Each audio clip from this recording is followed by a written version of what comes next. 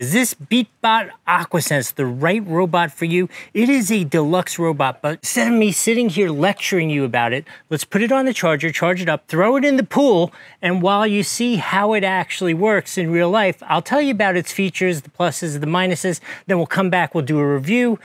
So I think it's done charging. What do you say we put it in the water, send it out to sea, and let's see visually how it actually cleans this pool. This pool is the ultimate test case. We've got curves, we've got stairs, we've got beachfront, we've got a deep end and a shallow end, everything that can frustrate one of these machines. I think that's really good because this is definitely a high-end robotic cleaner, and it is supposed to have some of the best hardware and intelligence built into it. So this will be a real test for it. It actually does have a 1.8 gigahertz quad core processor, which is like, we're talking about cell phones and that kind of stuff now. It has 15 ambient sensors on it, which is really supposed to help it navigate and do a much better job. A couple of the other key features, it actually has 3 pumps in it and they are brushless. So brushless is always going to give you more power for less energy, so that is efficient. It's also physically simpler, so you're going to get a longer life out of it. So it does come with a Wi-Fi enabled app, which I'm putting up on the screen right now.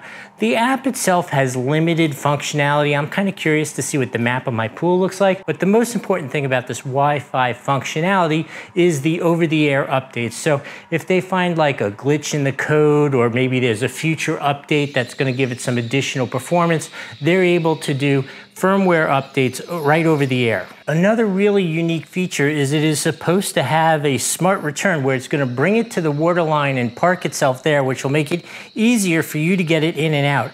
I will tell you, physically it is large, but it just isn't that heavy, which is really kind of a little odd. Like, it looks like it's gonna weigh a ton, but it's about 20 pounds, which really isn't very bad at all. So with a full charge, it should run for about 3.5 hours, and it takes about the same amount of time to charge it. So a full charge, it'll run for about 3.5 hours. It's gonna take you 2.5 to 3 hours to charge it up again. Really, one time through, even with the big pool like mine, should be fine. Worst case, you pull it out, charge it up for another 2 or 3 hours, put it back in the pool again. No big deal at all. Speaking of pulling it out of the pool, what do you say we go grab it and see how it did? Let's pull her out, see what she got. Hopefully she collected a little bit of sand and we'll be thoroughly impressed with it. Run it for a couple days this week. Haven't opened it up yet. Let's see what we got.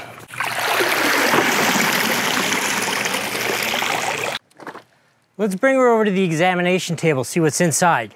All right, I'm gonna treat this a little like this is a little lesson here. I'm sure this is not the way you're supposed to do things. This is probably like a little like a lawyer where you're not supposed to ask a question you don't already know the answer to. This is my first time opening it up, other than when I originally set it up. And wow, I didn't even think this stuff was Whoa, there are some creepy looking bugs in here. The heck was that? Oh man.